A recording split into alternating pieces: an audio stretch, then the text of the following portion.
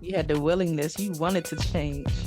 I wanted to change, and then another good thing is I didn't go back into my like the first time I wanted to change, but I put myself right smack dead in the middle of what was comfortable to me, my friends, my Right. neighborhood, my surroundings. And in order to change, you got to change just about all things. So this time I came to Washington D.C. Mm-hmm. and I had no reputation to uphold. I had no stereotypes. I even like started going by like my middle name just to come into a new me. So my email address used to be the new Devon Smith.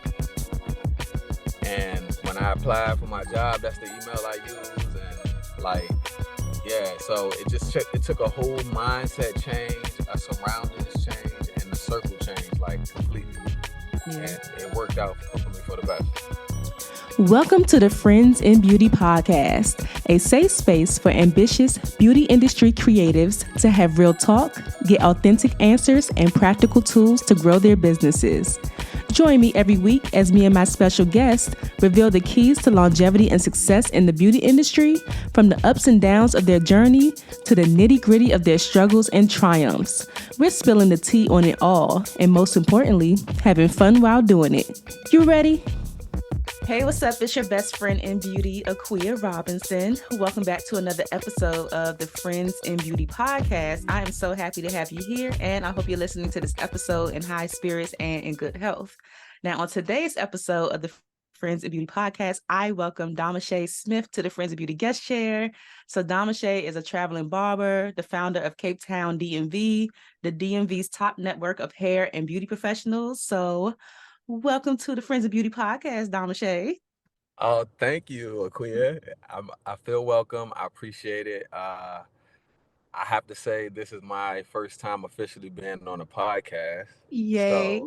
So this is a big thing for me, and I appreciate the space to be able to talk about what I love, what I do, and how I became who I am. So And I'm excited to have the conversation with you. And I'm so excited that I get to be the first person to interview you for a podcast. I've had a lot of people like that recently where it's like their first experience. So hopefully, you have a good experience here and this opens up, more doors for you to share your story more.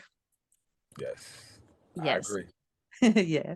So before we get started, we can start off with some icebreakers to get us warmed up and so the Friends and Beauty audience can get to know you a little bit outside of what you do. So Okay. first one, just give us three random facts about you. Who? First and foremost, I am a big dad. First of like the biggest father you know. I'm proud of it. The greatest father that my whole family has ever seen. To my Uh-huh. grandfathers and to my uncles. And second fact about that is, I didn't meet my father for the first time until 2 years ago. Wow. And then a third fact is, ah, um, I don't know. A third fact is it's not time for that yet. So uh, Like, what's let's your favorite color? red and orange. Red or orange? We keep it safe. Keep it safe. Keep it safe. Keep it Red or safe. orange. I love the fact that you're like you started off with, okay, I'm a big dad, but you also didn't meet your dad until 2 years ago. Because I feel like a Right. lot of people, not that they use it as an excuse, but a lot of people will use that as a crutch as to why they can't show up for their kids in a certain way because they didn't have that example. While others, take that and like, I'm going to be a better example because I didn't have mine's present. So I love that. Yeah. And like a little like background of that is the relationship I had with my son kind of. So I don't know how much time do we have before, We because can I can, talk. I can talk. Yeah, I know Okay, that's I why I can was like, I'm talk. gonna let him talk today. All right. So the background behind it is that I didn't know my father. I didn't have a name. Like my mom didn't know his name. So up until I was about 32, I'm 34 now. I never even thought that I'd be able to meet my father. I just thought like it would never be possible because I didn't have and then honestly, like, and I ain't no punk. I'm just saying, but like at nights I'd be crying. Like me and my son to connect with bond. He'd go back with his mom. I might be taking a shower. I might, just my body, like the child in me was just crying. So Mm-hmm. I was just like, I gotta try find this guy. So took a shot in the dark and I did ancestral DNA. It took me about a year. I met him. Took about 6 to 8 months to get the testing together. We took the test, and yeah, Wow. So you did yeah. you did like ancestry.com or just like a ancestry DNA? A- Ancestral DNA. I paid like $100. They sent me the test kit. I gave them my swab, and I started getting connections and just researching Facebook and calling people and yeah, That's a fantastic way to find your family. But my sister has done that, and we found like aunts and like from my mom's, like my grandfather, my mom's father, he has other children, so we found like aunts and like family records, even from like my grandmother's side. Like ancestry is like the truth. That's dope. yeah, for That's sure, for dope. sure. Okay. Yes, thanks for sharing that. That's amazing. What is something that you are kind of like snobby about? I wonder if men could be snobs. Like, do you have anything that you're kind of like, But before you go, you gonna have to tell me what snobby mean because as a man, I don't know what that means. No, but like some like, people are very particular. What is something that you're very particular about it? Oh, it has to be like this. phew, haircuts. I Haircut, mean, but uh, folding my clothes. folding your clothes. Like if somebody fold my clothes, like I will go back in before I put it up and refold them. Okay. Oh no, I don't know. That could be, that's very particular. Not be particular. Let's Because I see. have I some don't people, I know, fold their man. clothes for them. They're like, it doesn't matter, just as long as it's folded. Like, I don't care. And they'll just put it away. Mm, I'd rather just be like, hey, I fold these this way because of that, and I hang these up because of that. You know, Mm-hmm. All that's it. right. But I'm not like a, I'm not. I don't have like OCD or anything. That's one of those things. Mm-hmm. All right, we gonna let you rock with that one. So I have these random set of cards called pod decks that have random questions in it. This is a Oh, what the heck and a would you rather. Which one do you want? any mini mighty mo, catch a tiger by its toe. If you holler, let him go. Any mini mighty mo. The red deck. The red one. All right. Let's see. The red deck is would you rather. I had that one before. No, that was weird. Eh. A lot of these I've had So you before. looking for? Are you looking for questions? I'm looking at them, but I want to ask you something that I've asked somebody before. Okay. Ah, You know how to shuffle the bridge? uh-huh. Oh my gosh, this is weird. Okay. It says, would you rather? I never had this one ever. Would you rather see one of your parents having an affair or see your spouse having an affair? Oh my God. My parents. Like, I mean that one is gonna be like ill, and the other one is gonna be like it's gonna Rage. be all of those things. Yeah, it's gonna be too much. That can mess with you for the rest of your life. Yeah, I'd rather see my one of my parents having an affair. I don't know. They not together anyway, so Right. Do y'all thing, do period. y'all think that's how I What do got people, here. yeah, true. What do people always tell you that you're good at aside from what you do professionally? Uh, it would most things. Like naturally, I'm naturally good at first tries. But maybe looking at things on a brighter side. I mean, people like my mindset towards negativity. I handle Mhm. that very well. I guess Okay. that could be something. That's a good quality.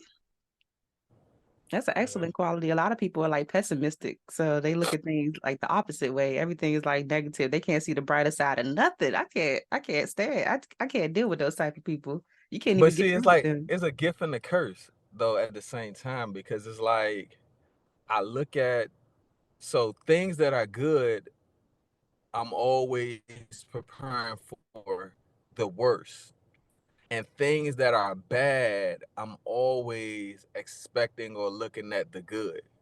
Mm-hmm. So it's Yeah. it's good and it's good as bad. It's good and it's bad. I feel you. I feel you. So, when is the last time that you did something for the first time? Hmm. Give me an example. You have any new experiences, something that you've never done before, Uh, like recently? most um last time I did something for the first time. Dang. What you did I today? have, Yeah, but for the first time? what, the state board? Mm-hmm. Taking the state board was for the first time, but I feel like um I don't know. Can I ask you first? I mean, when is the last time that I did something for the first time? Look, now I got to think about it. No, you can't ask me because I don't even know. When is the last time I did something for the first time? It's been a while. Like, I would say the first experience that comes to mind is when I went to Senegal. I know I've done other things, but the first thing that comes to mind is when I went to Senegal, I rode a camel. Hmm. Okay. Well, maybe. So the last time I did something for the first time was I recently went to DR, and instead of being and standing around in the touristy part, I actually, like, random guy. Like, most people wouldn't trust this guy. He's not. He don't look trustworthy. I'll just say that. He didn't look trustworthy. He took me like to look at the town. Like, I mean, we drove. I rented a 4-wheeler for like 4 days straight. So we went, like, the travel was like 30 minutes if we was just going straight, but it took us like an hour to get there, and we was just like all around. We seen blue waters. He took me to his, like, his town, his Wow. home. He introduced me to his family, to little corner stores, and like it was a real, like, experience of the culture opposed to like dealing, just doing the touristy stuff, Yeah, So that was the first time for me, and it felt good. So that's cool. Did you go by yourself? I did, I did. Wow, you brave. You travel by yourself and then you linked up with strangers. You ain't listen to Hmm. nothing your parents told you when you was younger. Well, Don't talk they to say do what you strangers. do carefully. Listen, the worst I seen happening, it was they take the 4-wheeler because they weren't gonna catch me, and so Hmm. I'm just hide out, man. Kept my phone locked up in case I had to run. It won't fall out. Long as I got that, I know how to get back. I can survive. Okay. So All right. All right. I hear you. I mean, I ain't I guess no men punk. and women, we can't, I mean, women do it, but it's not as safe for us. Yeah, and I think y'all do it more than men. We're so like women.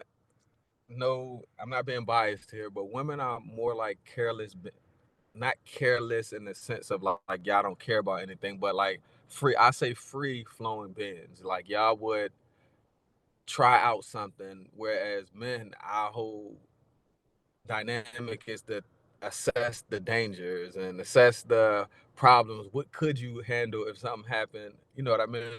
A Uh-huh. woman is like, ain't nothing gonna happen. I'm putting good energy into the world, and God ain't gonna let that happen to me. I feel you. So I'm not that woman though. I gotta be safe. But that's cool that you had that experience though. So the last one for the icebreakers, if you weren't a barber, if you weren't the founder of CapeTown DMV, what else could you see yourself doing? well, full time right now, I work for Department of Parks and Recreation. So definitely working with the youth, the underserved, and the at risk youth, like, which I still do that now. So But if it was none of the things that I'm doing now, it'll probably be a carpenter or an auto mechanic.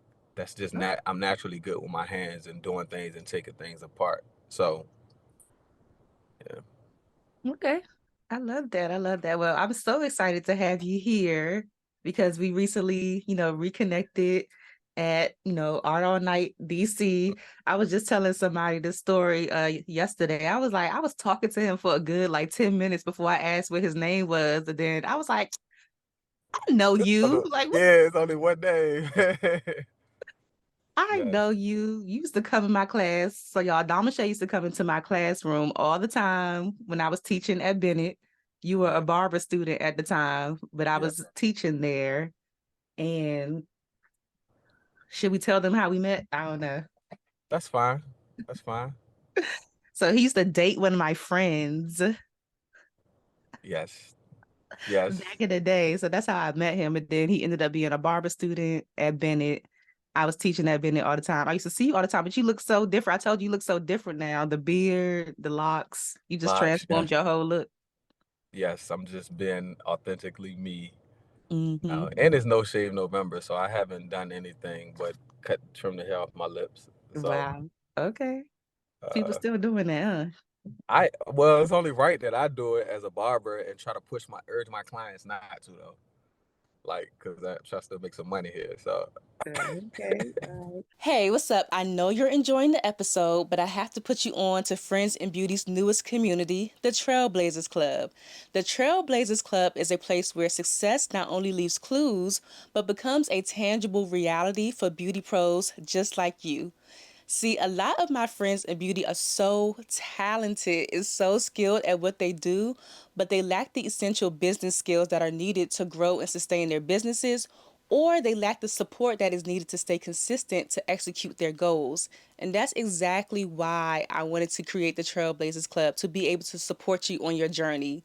Exclusively inside of the Trailblazers Club, you will unlock expert led masterclasses and breakout sessions every single month, monthly Q&A and mentorship with me, your best friend in beauty, an exclusive and extensive network of beauty pros, support and accountability, access, unlimited access at that to the archive masterclasses, discounts on select Friends in Beauty events and classes, and so much more. And get this, y'all, it's only $25 a month. You heard that right. It's only $25 a month.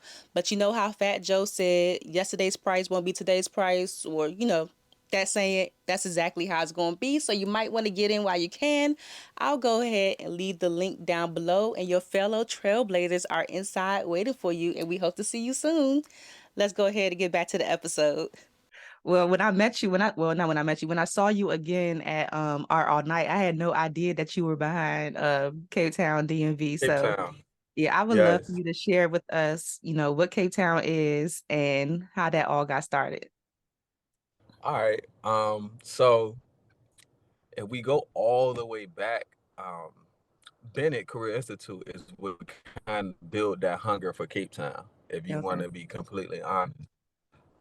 So what the people don't know about me, which could have been a fun fact, but I'm a two-time felon. I did 8 years in the penitentiary, and barbering was my out, like 100%. So I came home on a Friday. Tuesday, I went to Bennett. The next Tuesday, I was enrolled in school. And one of the things that Bennett used to do a lot was community service. So they Hmm. have all these community service events. You can go and get your hours. You can get some hands-on practical, and yeah. So from that, it shaped my passion to want to do more hair and to give back to the community through my gift that God gave me. Yeah. Because I do value my hands and my barbering understanding as a gift from God. So um, I also had like an auto club, which is I still have it, but we're just inactive. But when we used to have our events, we have back to school events and things like that. I would get barbers together and stylists together, and we would do these free cuts and free hairstyles for the kids. Hmm. And then I cut a lot of people hair in government, but there was this event at the Black Lives Matter event, and we cut hair on Black Lives Matter. I had some barbers come out, and then I was like, I need to plan a community event when we're just doing hair. Uh-huh. And I had got this sponsor for like they would donate like 1,000 plus toys. It was the Friends of Douglas Okay. and Isha Foster Lee, who's also responsible for me being in DC government. She donated toys. I hosted this big community event with Kenya Metters. She got the stylist for me, and I got the barbers. We had about 5 barbers and like 6 or 7 stylists, and we Mm-hmm. had a December to Remember, which is coming up again. So from that, uh, they were doing these late night hypes at DPR, and this event was like something that they were doing for the kids from 6. When they first started, it was from 6 p.m. to 6 a.m. in the morning. So for all night, these kids were at the rec centers to keep them off of the streets. Wow. So I went to leadership like, hey, I think, you know, I could bring value to this if I brought some barbers and stylists into the space. And, that's what we did. And, we kept doing it and kept doing it and kept doing it and kept doing it. And, thus, Cape Town was kind of like refined. Well, it was like official. We made it like official instead of just these one offs. We was like, hey, this is a need that the community really needs. Uh-huh. This is something that really makes a difference. And this really builds confidence in the kids. So, Cape Town was created, and then we just go off of the one principle that the person in the chair never pays. Mm-hmm. So whoever is under that cape, they don't pay a dollar. We're not asking you for a tip. We're not asking you for doing nothing but sitting down in the chair. If you're getting your hair done, shampoo and blow dry your hair, please, and Right. sit down and get your hairstyle. I So that's love that. kind of how it was conducted. I love that. And I feel like when I talk to a lot of people, it seems like it's always like I call it a snowball effect, where it's just you start off with one thing and then it just starts to build on top. Like, not to say that you didn't see the big vision, but it seemed like you started with something first, like an idea, and then it expanded to something way better and just more impactful. Yeah. And I like that. Yeah, and it's just about like you do something on accident. I ain't gonna say on accident. You have an accidental effect on the consumers or the customers or the community, and then you like, okay, I did this just by like trying to do something good. What if I actually put some brain power to how this is Yeah.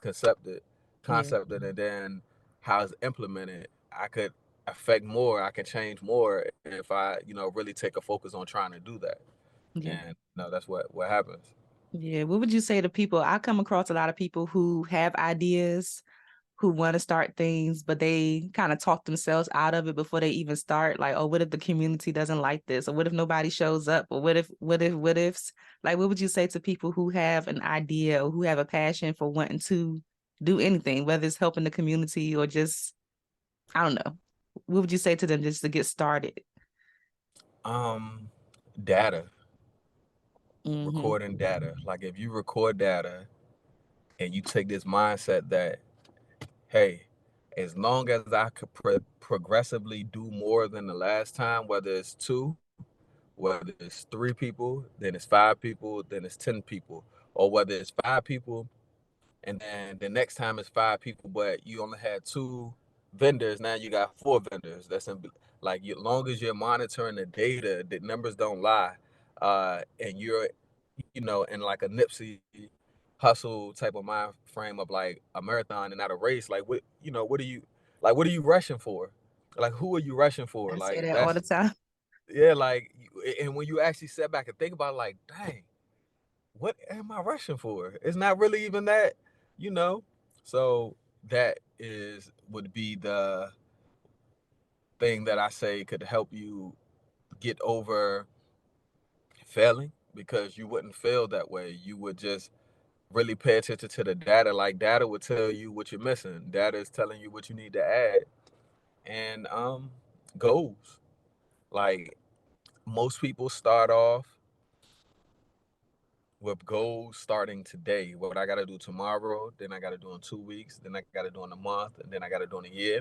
If you do it the opposite way around and put dollar signs beside it, you will get to your goals way faster. So money usually help you get to your goals faster. Usually. So if you could put a legitimate price on it and you start from the top, then you'll be able to reach your goals. I can use the house for example. Mm-hmm. People may say all the time, I want a house, I want to get a house, I want to get a house. And then, all right, first I'm going to save me some money, then I'm gonna get my credit together where I'm saving my money, and then I'm gonna go read a realtor, and then get a broker, and then start house shopping, and then it's like, all right, those are the small steps up. Start from the big step. The big step is how much does that house cost? That house costs 500,000. Okay, boom. What would it take for you to get a $500,000 loan? Right. Okay, you have to have a credit score of 660 and income of blah blah blah blah. All right, what do I need to do to I need a credit repair. I need a job. I need to make about $10,000 more a year annually to go ahead and get into this space so I can get into these programs. All right, boom. Let me step back. When does my lease end? What is it gonna cost me to break that? Right. Like just a whole bunch of little things that you just start breaking on down to get you to that goal instead of just saying, all right, I'm gonna do it. Because now, once you know how much the house costs and you know what it's gonna take you to get a loan, you can work towards that, and then you can see what market is for you, what areas of the city you can live in. Now, when you're driving through there, you're looking like, oh, you know, Yeah. I, I could live here. That's my projected goal right there. And it'd be a little closer. Yeah, I love that. I love breaking down goals, reverse engineering, but also to your point of what's the rush? I always tell people that all the time because I'm like, if we do intend to, like most of us intend to live a long time. Like a lot of us would like to live to be, old people. So it's like if you really Mm-hmm. do intend to live a long time, then what are you trying to rush the process for? Like break it down, like you said, take it step by step. And also, I tell people to it being, be open to how it's going to unfold. Because I think a lot of times people do break down their goals and they have their plan, and they're like, no, it has to happen like exactly like this. But be Mm-hmm. open to a curveball being thrown that might, push you in a better direction as well. Well, not you seen with Cape Town. I know you bring on a lot of people. You collaborate with different independent, freelancers or businesses. Is there anything in particular that you're looking for as far as the type of people that you want to collaborate with to bring on board with your program? You guys, Hmm? friends, like so. You, you, Me? friends and beauty, friends and beauty. So, well, first and foremost, like we are looking to partner with like other beauty organizations, schools. Like we would love to partner with schools and create some type of process for students to, while getting their hours and their hands-on experience, to still also make an impact in the community. And Cape Town actually uh do donations to our members. So you may go out there and donate 4 or 5 hours and do like $500 worth of services. Of course, like we can't pay you for your services each time, but we can anywhere from 50 to $150 $175 gift cards depending on the size of the event. We try to do that for students, we try to do that for the members. And yeah, so and let me go back and so my name is Dimosha Devon Smith. I'm gonna start back over, and I'm the founder of Cape Town, but my co-founder name is Felicia Webb. Okay. So Felicia has been with uh, Cape Town since uh, the first December to Remember event, and I just like digged her, like her work ethic, her processes, and how she's able to sit down and just really like categorize things. And I was like, hey, let's make this official, and she, been with me, like I will say this, I, your your organization is, if you plan on scaling, is dependent on the people that you build it with. Okay. 100%. You can do anything you can do yourself, which is limited to the amount of time you have, what I'm saying, and the amount of resources you have. But the moment you scale to other people, then that quantifies. Mm. So Felicia is one of those people that um, help Cape Town quantify and scale. And so I gotta shout her out. I'm sorry I didn't do that from. Not that she does Yeah. that. She means the world to me, and I So tell her what that does she all the do? time. Like, what does Felicia do? Felicia is a braid. She's a braider, and she's also a teacher for DCPS. No. So, but she's a braider, and she has another organization called YBFE, Young Black Female Entrepreneurs. So Okay. she's into like helping businesses build and scale. She target young women. Um, and so yeah, that's she's a great person to know. I would love to connect you to too. Yeah, she sounds great. A braider. I like that. That's different. How did like okay, so I feel like I be having the hardest time collaborating with people. Is a lot of people who want to collaborate with me will start the process and then nothing ever comes of it. Like nothing ever happens. Like, do you have any tips on collaboration and just I don't know. Maybe it's me, maybe it's them. I have no idea, but it just whatever the idea is, it just never comes to fruition.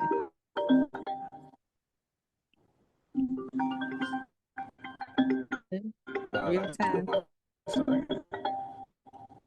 Uh, I would say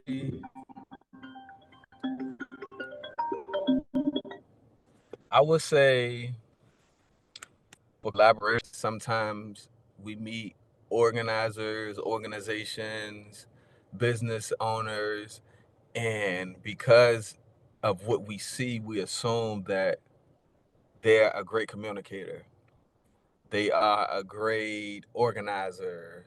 They are a great person with people because we are, and that's how we got to where we are. Mm-hmm. And because they're on like such either a higher scale, uh, the same scale, or maybe a little lower, we assume that they possess those qualities. So we communicate with them on our wavelength. Got you. And sometimes you just got to meet them where they're at. You got to hear them out. Maybe it's not through email that they communicate. Maybe they're a text person. And you might, if you really value that connection, maybe you need to break down to doing text and then helping them understand the importance of. So maybe sometimes you got to build with them because there's a missing piece that they have. We all got Mm-hmm. missing pieces. And it's like trying to channel that and being that crutch for them in that area until they can feel it and then pulling them in for their strengths, I would Got you. say. And also when collaborating, allowing people to be creatively themselves, allowing them to do, like, sometimes I say even me in the past mostly, but I've grown to get out of that. When you collaborate with someone, especially like when you have this great and grand idea and you collaborate with someone who's equally strong minded, sometimes it gets like this on who's in Like a power control. struggle. Yeah, who's in control, who's the creator, who's the most creative, who has the biggest voice. And sometimes you just got to step back and say, I'm going to stand behind my brand. I'm going to stand behind my business and allow this person to come into this space and fill it up because that's what you ultimately want. You really want that, but you want them to come in and bring in what they're passionate about. And sometimes when their passion meets your passion, although it's in a different way, you feel like they're on your, I think. So I think those are what happens with collaborations. Either we're not communicating the right way, or there's like, for lack of better words, a power struggle or a passion struggle. And Yeah. Got you. Got you. I want to know too about the nonprofit I guess the nonprofit structure, I guess. Like how long did it take for you to file the paperwork, get it up and running? So, uh, so the year before last, no, the year before last, I incorporated as a LLC, Okay. and I was like, this LLC is not really allowing Cape Town to move the way it needs to move. And then I organized as a nonprofit last year, and I rebranded, new logo, new everything. Mm-hmm. And then, the wheel started rolling. We had all the back end work, like we had everything we needed, except for we wasn't like a 501c3, Mm-hmm. so we wasn't tax exempt, which is one of the final processes that you need in place. But we had everything in place. We had the numbers. We had our paperwork together. We had everything we need to do it. We just had not filed it. And then this year in the summer, we filed. It took about 90 days Okay. 90 days to to get here back, maybe. Um, but I have an amazing person. Her name is Astra. So through Cape Town, if you even, and like this is a part of standing behind the brand though. If you email Cape Towns, it's like admin at CapeTownDMV.org. Astra's name is gonna pop up, but she is my registered agent. So any paperwork come in, it goes to her. Mm-hmm. She's also the person that if we need or we're trying to do something and we don't know how to do it, she get the information for us. So that's what we did with we was like, hey, we're trying to go after this 501c3 status. She sent me like this 60-page document, and I just had to go through it, read it, plug in the information. It was like a template. Okay. But I had to read it, plug in information, add stuff that, like, it was a lot of things that was like, oh yeah, we need to add this, or this don't apply to us. Oh, let me make sure I put this in there. So when we submitted our paperwork, like we got approved on the first try. Mm-hmm. And yeah. Is it a So, hard process, you would say, or is it a lot of stuff that's required? well, if if you incorporate the right way, it won't be hard. Cause most, like, if so, two things. If you're already working in your business, then you have the metrics. Remember, the numbers, the data is what is important. You Mm-hmm. have that. And then if you incorporate the right way, then you have all of the language that you need to file. They're going to ask you questions that you should already have the answers to stored. Like, it should be copy and paste when you filing your paperwork. So I would say the biggest things is,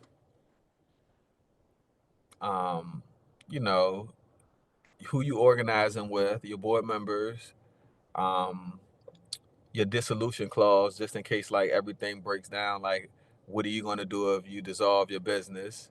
Wow. Uh, your bylaws, like how you operate and how you doing your meetings. What happens if a member don't do this, or what happens if y'all want to do this?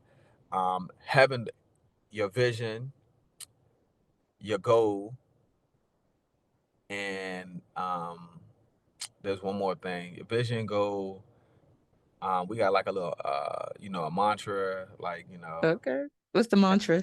it's uh, it's um, change it. Look, he don't even know his mantra, y'all. Look, I, that I do, man. It's put you on the spot. yes, because we recently changed it. I just revamped the Cape Town, but it's uh, changing the community one Cape at a time. Okay. So changing the community one Cape at a time. I don't know if that's considered a mantra or a slogan. But just having little things like that in place written down would be the thing you need to just file. You don't have to pull from a lot. It just takes you sitting down, organizing all your files and filing the paperwork. That's all it takes.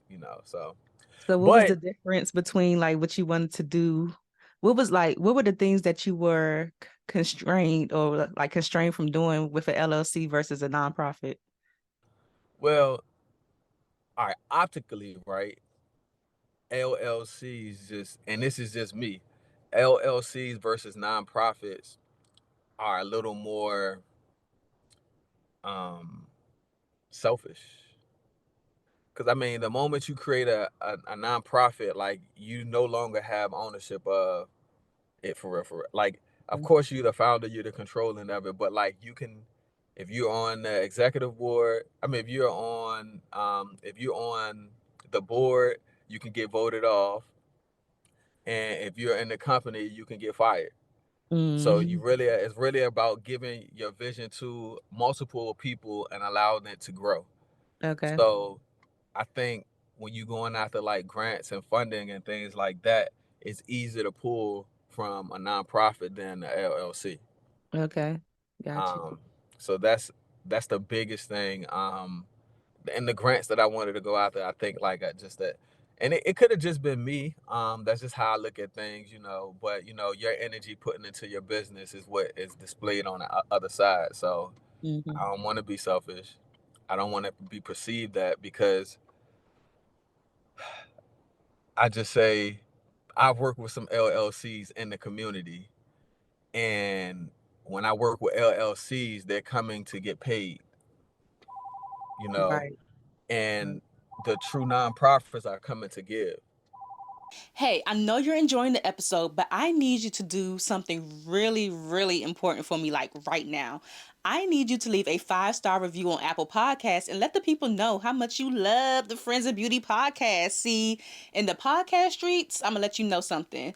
If you don't leave a review, then people don't know that the show exists, and then the show won't grow. Reviews are so essential to the continued success of the Friends of Beauty podcast, and plus, I really just want to know what you think about the podcast. I appreciate all the DMs, but a 5-star review would be even better. I would love to read your review on the show and give you a shout out for being a loyal listener. And if it's not a 5-star review, don't even worry about it. All right, don't even worry. Just go ahead and send me an email, honey. We ain't got time for that. If you're watching me on YouTube, don't forget to subscribe, give this video a thumbs up, and even leave a comment to share a takeaway from something that you learned so far. If you don't subscribe or give a thumbs up, then the YouTube streets don't know that the Friends of Beauty podcast exists either. You see how this is going? This is a group effort, and I appreciate you so, so much. Okay, I'm done. I'm done. Let's go ahead and get back into the episode. You think I should have a nonprofit? I think you should have both. Hmm. I don't know what I would do with it though. I would have to think And about it. beauty. So friends and beauty, you want to have like a mastermind real quick, like Look, okay, let's do it. Ooh, a like mastermind. so like cause like friends and beauty, like when I think of friends and beauty, I think of like what I seen the other day when I met you again. I met you again when we ran into each other again. It's Mm, like the way you were able to pull the hairstylist and the makeup artist together to complete a project is what Cape Town does with barbers, stylists, nail technicians, and makeup artists. mm-hmm, And it's like network marketing. You are you you allow the people that you work with to work under a brand to get the most exposure for what they're doing. mm-hmm, And you already have a brand and an audience in the beauty space.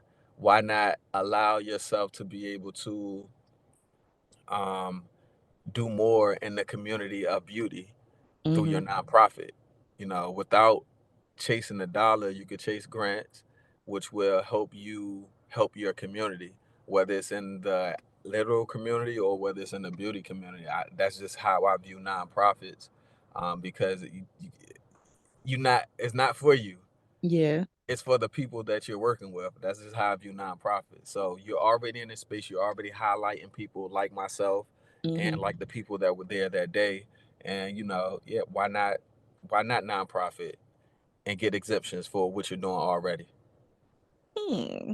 I'm gonna have to look into it because I do have some other ideas for, things that I want to do under Friends and Beauty, but I feel like the nonprofit way would probably it would be better to go the nonprofit way for what I want to do because I'm always thinking about where am I gonna get this money from? Because I'm just like, the things that I want to do is gonna take some coins. So I know people can, donate and things like that, but I feel like a nonprofit way with grants and things like that would definitely be the way to go as far as funding for the For things that I sure, want to do. for sure. And it's just like Kate. So with me, I think it's more about what you're naturally inclined to do anyway. Like what you're naturally passionate about. Figure out a way to be um uh, uh what's the word I'm looking for? Figure out a way to be uh like on purpose. Like figure out a way to do it on purpose. Like you're doing it just because you're naturally good at it. Like you're naturally passionate about it. Like you're naturally like connecting with people. You naturally like talking to people. You like naturally like bringing people in. Well, figure out how you can market that. Mm-hmm. And then not only are you networking and you're passionate about connecting with people, but you're also bringing them something.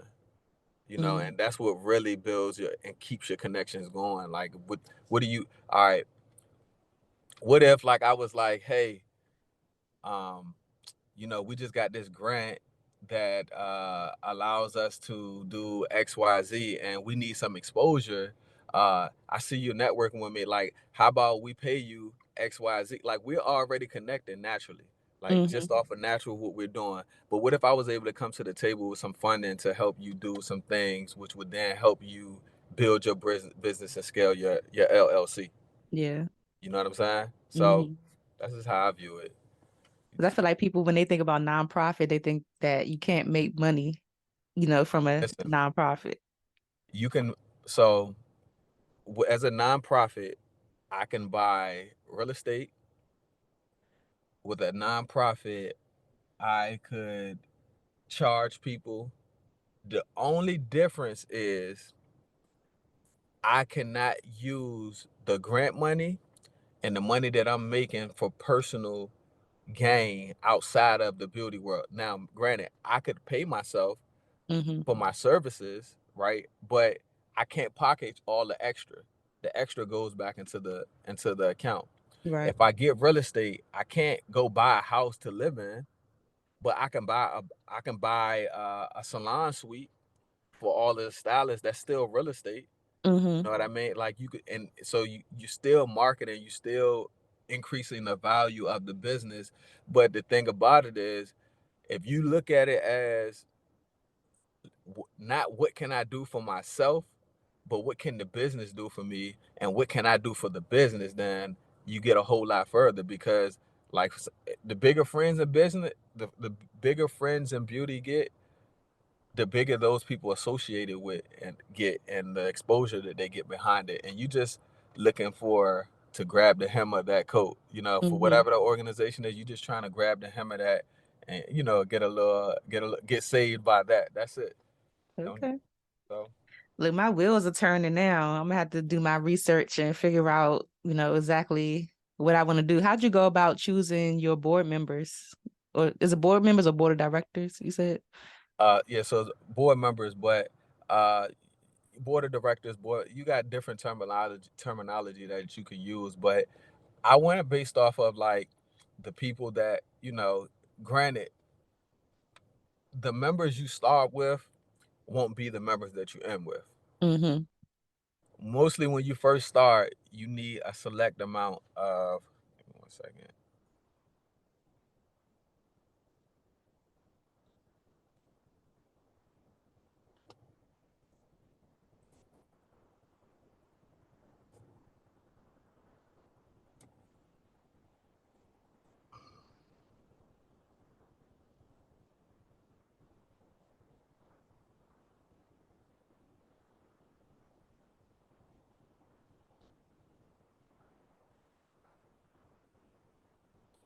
Um, most of the, so the, I went by the people that started with me that has shown like that they're passionate about this work and they want to see the organization grow and strive and that they were willing to do or be into whatever position that was needed Mm-hmm. to help us get to a point where one, we can either hire people or two, people can actually get into their professional places. So it's just about drive initially. Who can be a good bookkeeper? Who could be the event planner? Who can, or treasurer? Who can be a vice president? Who can stick in for me when I'm not there? Who Mhm. can be, those things are the thing. Like, it's all about, instead of, I guess when you first start, and it's less about finding strengths and it's more about finding the weaknesses of an organization for someone to come in and fill. Got you. Got you. So, Okay. Yeah. My wheels are definitely turning. I'm like, I'm over here thinking about people I know. Like, who would I want to be on the team? I got some good people around me though. yeah, I mean, yeah. Remember though, sometimes when you change the dynamic of the relationship, the connection changes sometimes. Mm-hmm. Like if I use like relationships, like sometimes people could be good friends with someone, y'all have good time, y'all have good energy, y'all do y'all thing, and then the moment y'all, but there's no expectations there right now though. Right. So like Right. it's all cool because I don't expect nothing from you. Like when we're together, we have a good time, and I ain't expecting you to fix any of my problems when you're not. But the moment you put expectations on people, sometimes it changes. Mm-hmm. So Yeah. um so the good people could be good people while they are in their current position. But adding that extra layer, you could lose a good friend, a good mentor, you know, a good family member. Yeah. I guess it's the rules of engagement. Hmm. Just never know. Just never know. It was something else I was gonna ask you. So how long is the barbering program at Bennett? So it depends. You can do the year. If you go full time, it's a year, and then part time is like 18 months. Uh-huh. Part time morning is 18 months, and then part time nighttime is like I think 21 months or something like that, 22 months. Got you. And then like I think when I first started, it was like 15 or 16. By the time I finished, it was like 17,000, and it's probably like 19 or 20,000 now. Jeez. And I've Maybe been more. that's crazy. I've attended a couple of events recently with I don't know if you're familiar with the Cut app. Yes. So I've attended a couple of his events and he was just on the podcast. His episode is actually coming out this week. Name like Obi. Yeah, OB. I got Yeah. a funny story about Obi, man. What? You gonna tell us or is it a Yes, I'm secret? gonna tell you. Like I'm gonna tell you. So, and it's still like a little passion of mine, but I wanted to create my own app, right? Uh-huh. Dealing around barbering, and I started talking to some app developers, and I feel like that space is like relatively small when it concerns our people. Mm-hmm. So if you talk to a black person about an app, and I'm not saying this is just my processing of it. So if you talk to a black person, like the network and the whole network know. So um, I was talking to people. I had like some requirements written up. I had like my NDA written up. I was talking. I was building, and then I get a booking from the owner of the cut. I cut on the cut. Okay. So I get a booking on the cut app, and when I get there, I don't know he's the owner of the cut app or anything. I don't know who he is. I just think he's a regular client, LVA. So Yeah. I go to cut his hair, and start asking me questions about like my experience as a traveling barber, that's this and this, and I started to go into it. So as I'm breaking down my stuff, he's noticing like the things I'm using. Like, oh, you got your own chair. Oh, use light. Oh, da, da, da. And then I'm just like, yeah. So I'm noticing the room. I look down, I see some slippers, and they got like the Cut app logo on there, and I'm like, those Cut slippers? Like you work for the Cut app? He like, Uh-huh. oh yeah, yeah, I'm one of the founders of the Cut app, and I'm just like, That's dope. but I ain't carry it like that. I said, huh? Why didn't you say anything? Cause right now, like I just feel like him as like I would like to work with you, but if we're not working together, you're a competitor. Uh-huh. So I broke down. I ain't cut his hair. I denied his service, and yeah, You denied the service I denied his service. because you were kind of talking about like the same kind of business. Yeah, I was like, for what I do, there is no app for me, targeted Gotcha. for me. So I was trying to build out, and then I just found it coincidental that the owner reaches out to me and then start asking me about how He's probably collecting data for himself.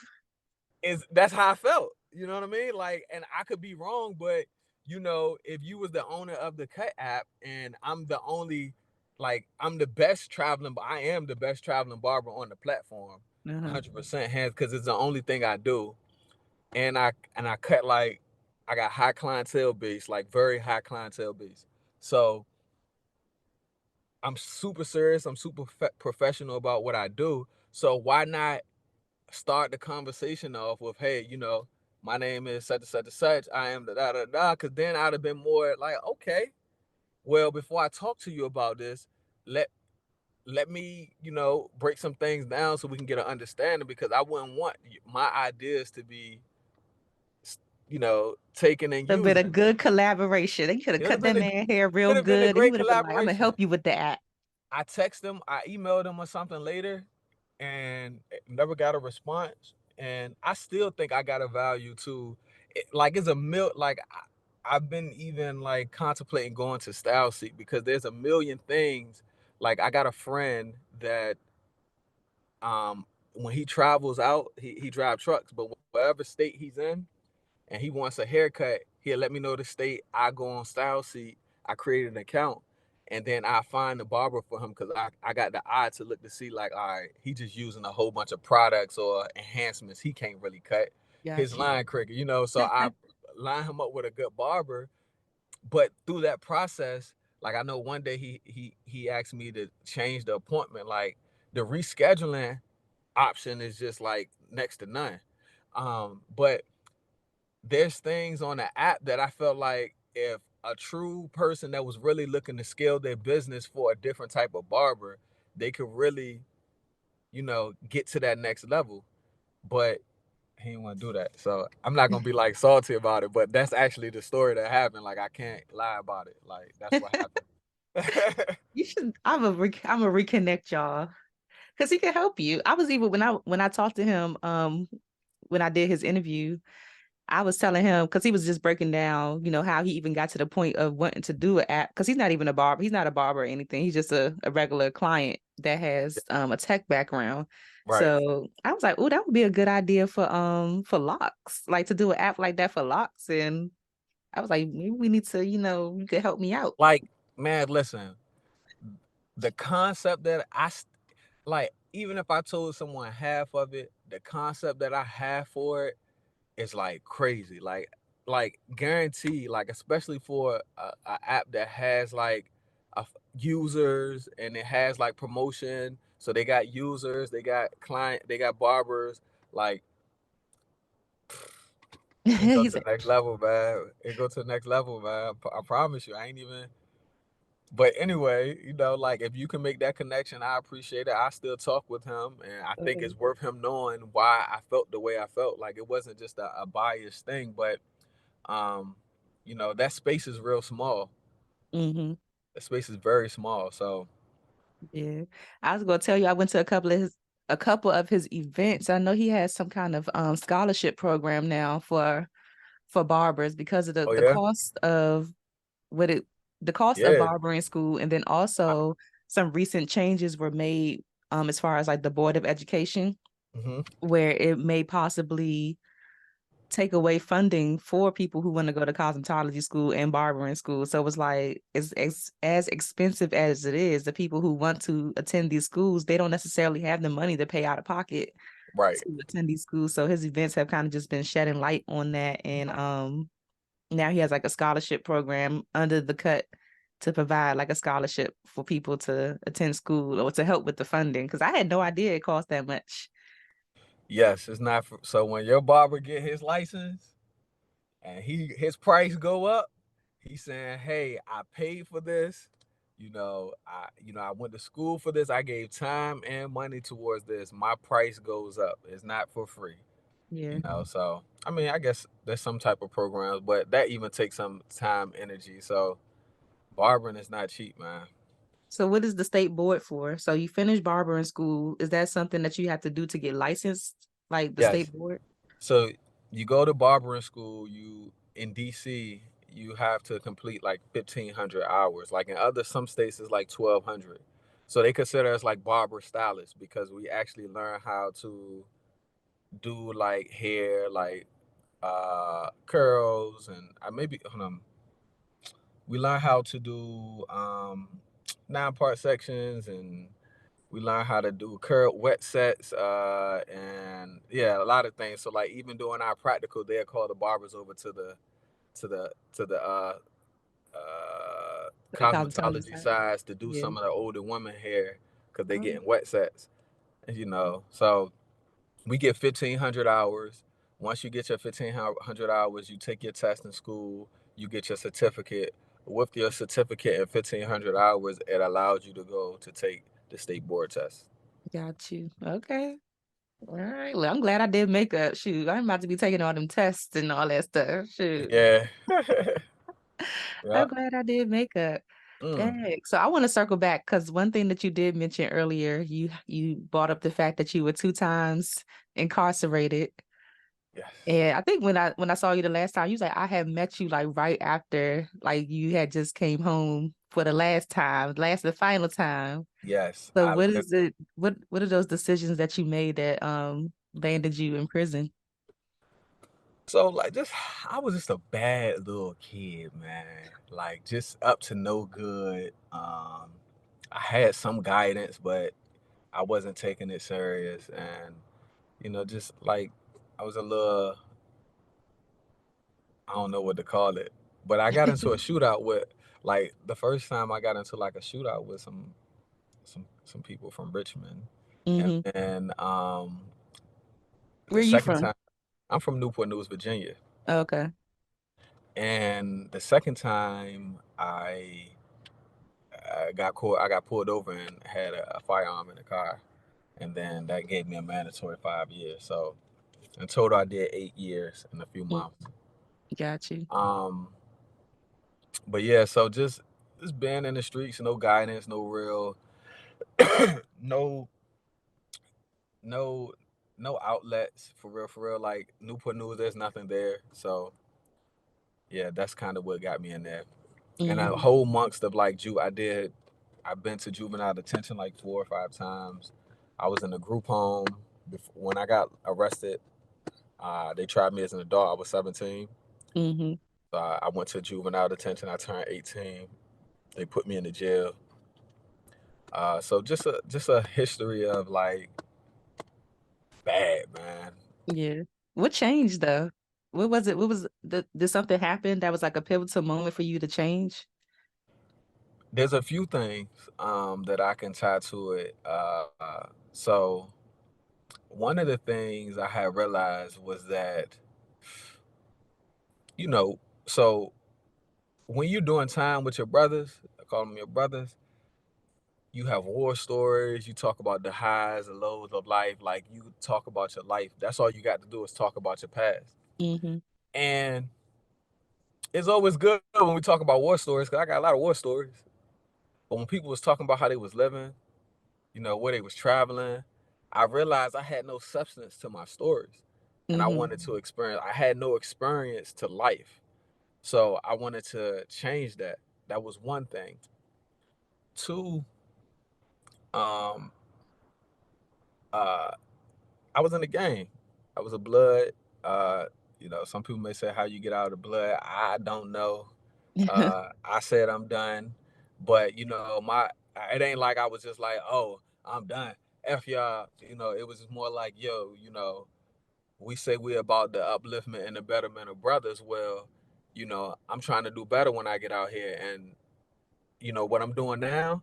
I foresee myself giving back to the community and pulling these youngins together. But in my mind, I was like, I don't care how good of a person is. Ain't no parent gonna see a blood and say, "Oh, I'm gonna let my son go with them with the bloods today," because she gonna be afraid that you're gonna try to turn them to a blood, or two, that opposing gang will come and shoot y'all up or jump y'all Right. or something like that. Nobody's gonna want to put their kid in there.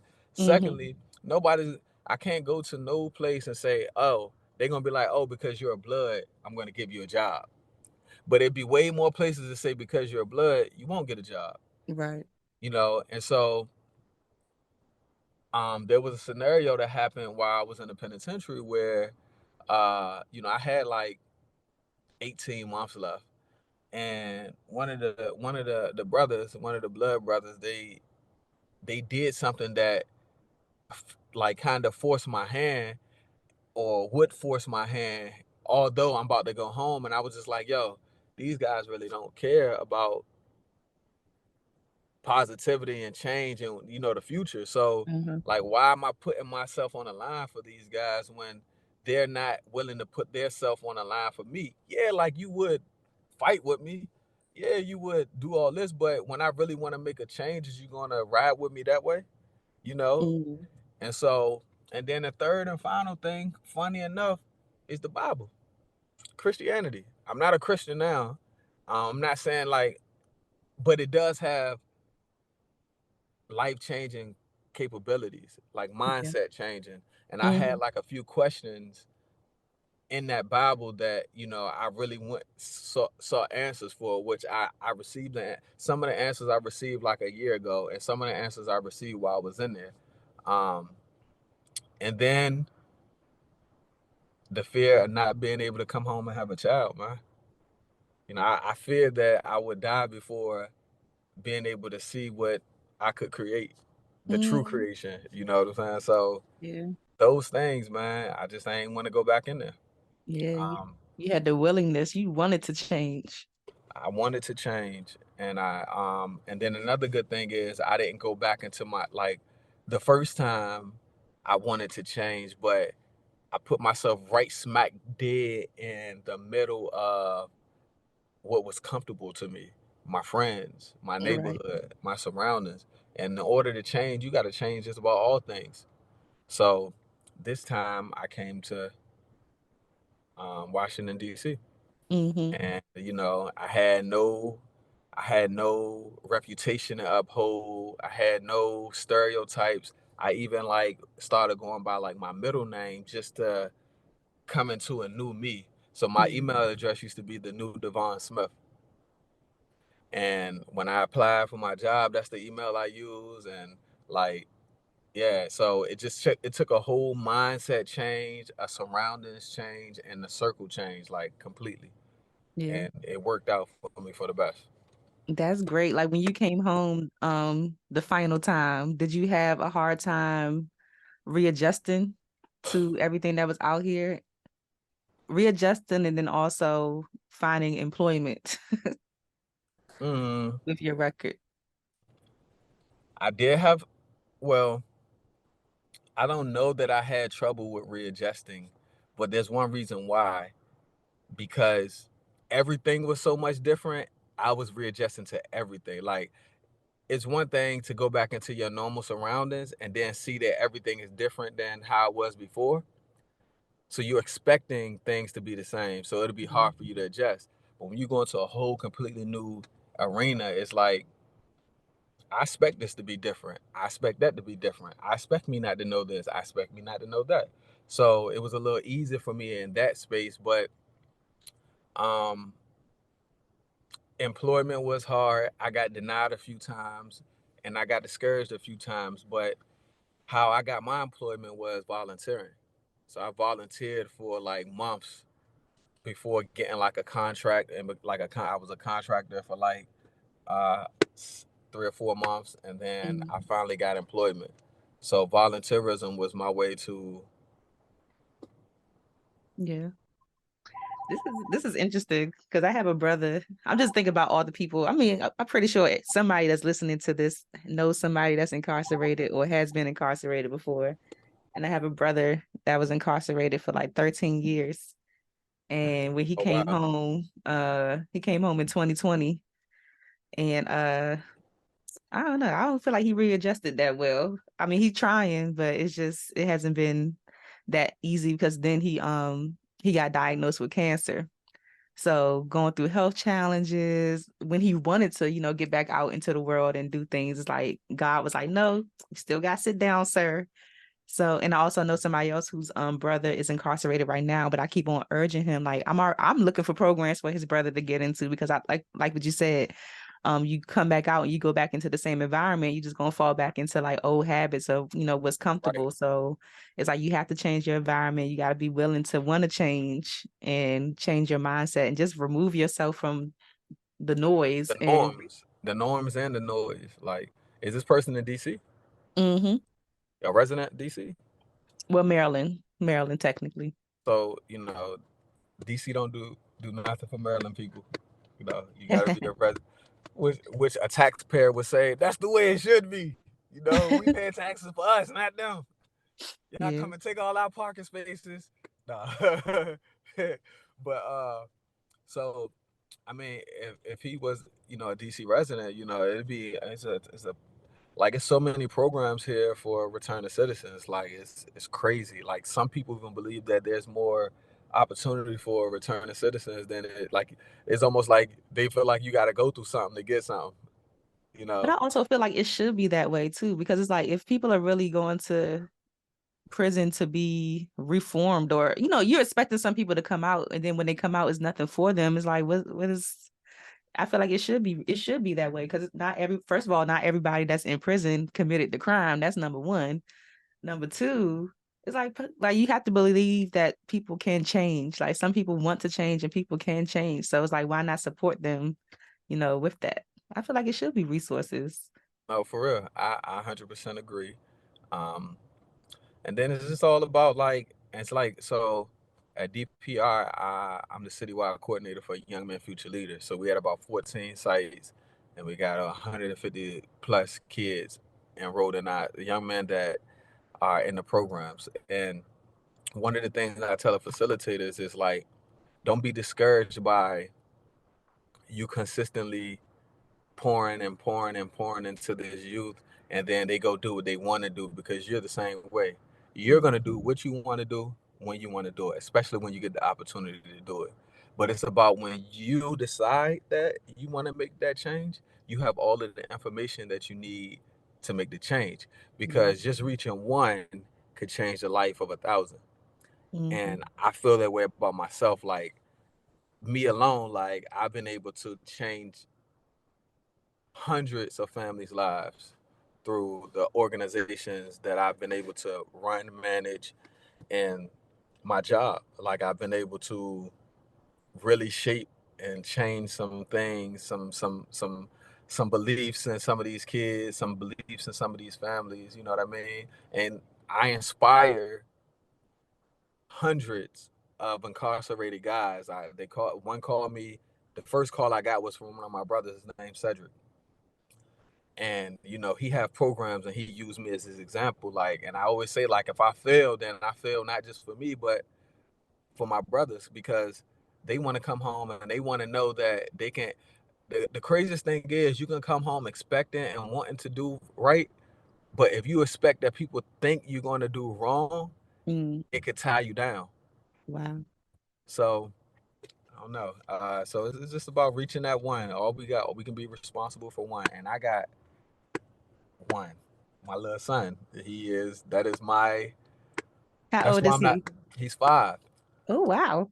and that's why I'm not in a rush, because I know I got 5% on my laptop. So if it do call, I can call back in on my phone. But um, the that's another reason why I'm not in a rush, because I think for parenting, the moment you realize that you have a child, it's not about you getting ahead, but it's giving you a whole 20 some years to put that into someone else.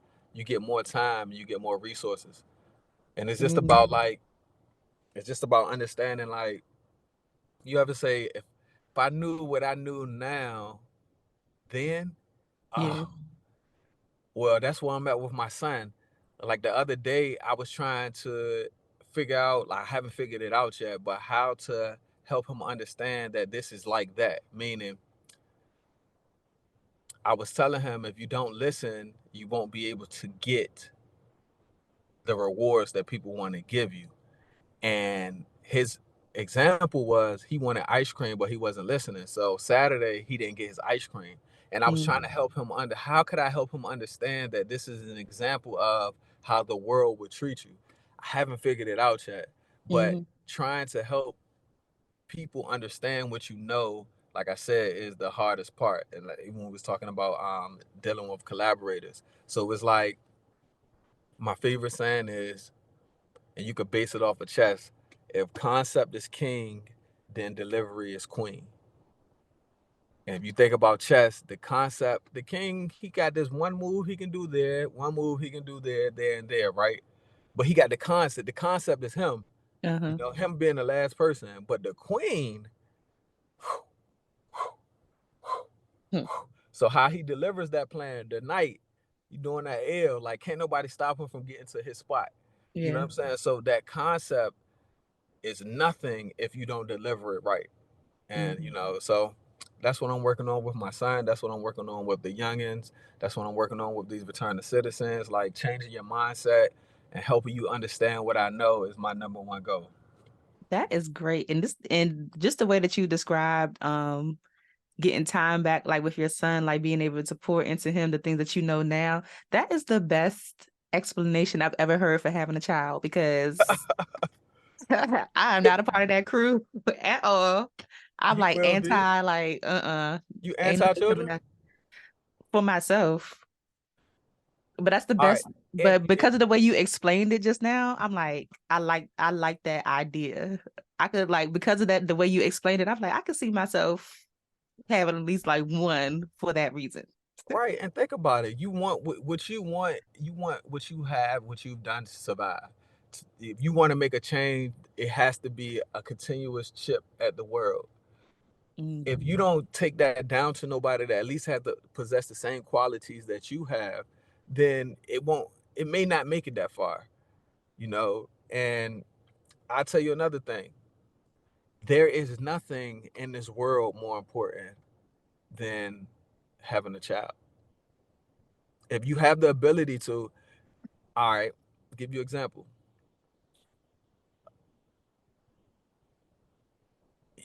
Aquay, Akuya. wait, Aquia. Dang, I'm sorry. I know why you saying Uh, it like this because of your friend, but Akuya. Uh-huh. so imagine a, Aquay. Akuya. I quit. I was about to say that the first time. Imagine a quit. You were as successful as you ever thought you could be, right? And then you ran into a situation that had you on your deathbed, and your kids disowned you. Mm-hmm. Like, I don't care, man. You won't care. All the queer was caring about was is doing this and doing that for her business. She won't worried about me when I was growing up. And then you just like, although it's a million people there, the ones that matter most is not there. And you Mm-hmm. got all this money, all these resources. But then if you flip the other side, imagine you had nothing and you was on your deathbed, and then your kids was there around you holding your hand. You would feel like it's gonna be okay. Like, man, I did right. My kids are here. Like, they're gonna, carry it on further. And then we're on this earth. We're born, right? We procreate, and then we die, Mm-hmm. right? What is And then if any of those three things cease to happen, life stops. If people stop being born, we'll just die off. mm-hmm. If people stop dying, we will consume the earth, global warming, we'll just die off. And I ain't no expert in science, so I don't know if that would happen. But and then if we stop procreating, then we'll all be born. I know we wouldn't be born no more, and we'll just all die off. So that is quite essential to life. We are gods and goddesses. We have a obligation to this world, and not fulfilling that obligation will have you feeling like you don't know your purpose. And everything you would do, you would still at the end for like, dang, what is my purpose? What is my purpose? You know what I'm saying? And so it's quite essential to life. Everything else is for perception. But Mm-hmm. those three things exist in this world for a reason. And the world, like, I can get deep. I ain't gonna keep going. I can go deeper. I'm ready to go all the way with it. But like, nothing is valuable without us.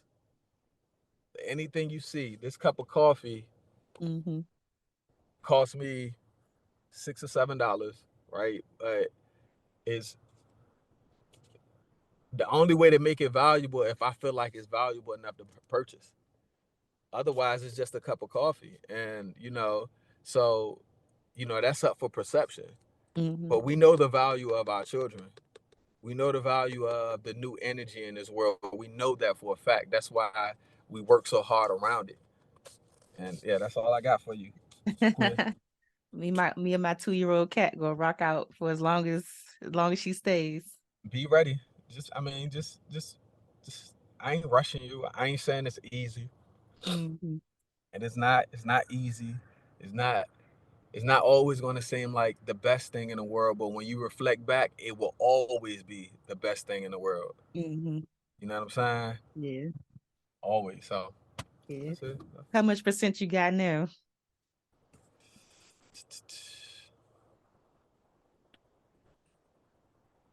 Yeah, two. Oh I'm on Lord. that. 2%. So, So before I let you go, what do you consider what do you want your legacy to be with doing the work that you're doing with Cape Town? oh, jeez. I don't know. I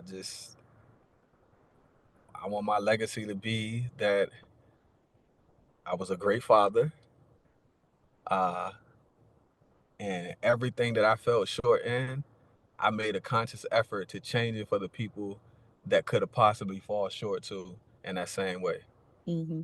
Um, Haircuts, I had to sweep hair for hair to get a haircut sometimes, but haircut mean everything. Is the first thing you see in the morning. You know, perception, like how you perceive yourself in the morning, determines your character and demeanor throughout the day. So if you look in that mirror and you see just rough, look rough, you're gonna feel rough when you go out there into this world. So changing how people get up and they feel about themselves in the morning means a lot because that was something that I struggled with growing up.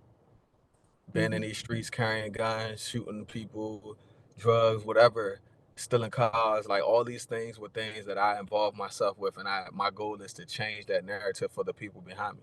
That's just my goal.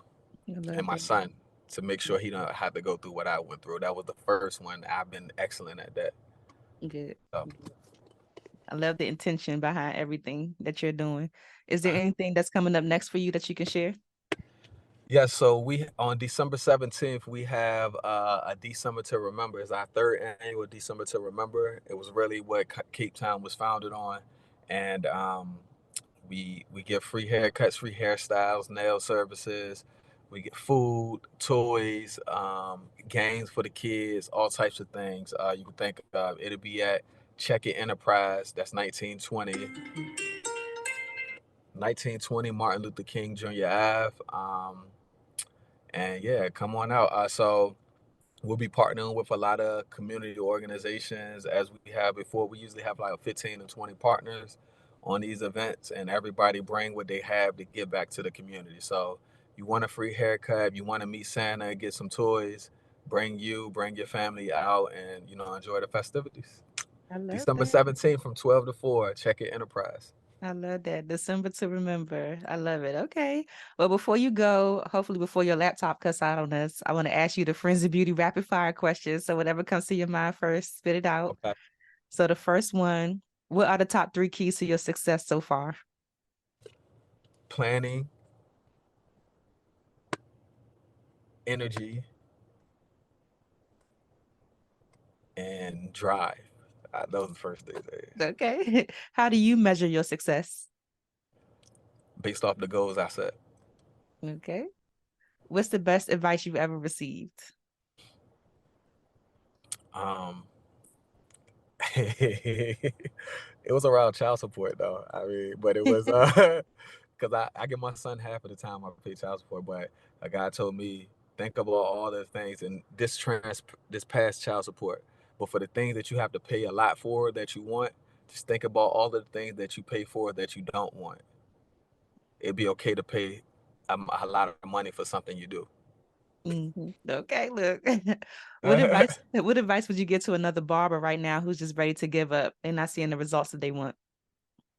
Perfect your craft, get around some barbers that's went through the same thing that you went through, and take it a day at a time, a client at a time, um, and get into some entrepreneurship classes so you can understand how to scale yourself. Okay. What's a resource that has helped you in your business that you could share with the friends and beauty community? Networking. Is that what you know? Yeah, networking. Yeah. End all be all. So the last one, I just want you to fill in the blank and just say, my name is blank. And the key to longevity and success is whatever you think it is personally. Say it again. My name is blank. And the key to longevity and success is whatever. My name is Dimosha Devon, and the key to longevity and success is finding something you're good at, mastering it, finding a system for it, and putting it on autopilot. I love that. I love it. Before you go, please share like social media, whatever you want to share for people to connect with you and stay updated on what you're doing.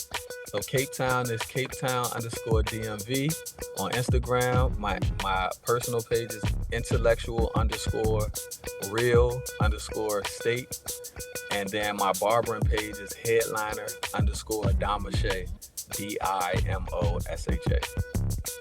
This has been so great. Thank you so much for sharing so openly with us, and I wish you all the best with everything that you're doing. It's amazing. It's going to blow up. All right, same here. Thank you for having me. We literally. Thanks for listening to the Friends in Beauty podcast. Don't forget, sharing is caring. If you enjoyed this episode, share it with another friend in beauty. Give it a thumbs up and subscribe, rate, and leave a 5-star review so that other friends in beauty can find the show. Plus, we'd love to hear your feedback. Connect with us on all social media platforms at Friends in Beauty, #Friends in Beauty to join the conversation, and join our Friends in Beauty Facebook community to stay connected. Talk to you soon.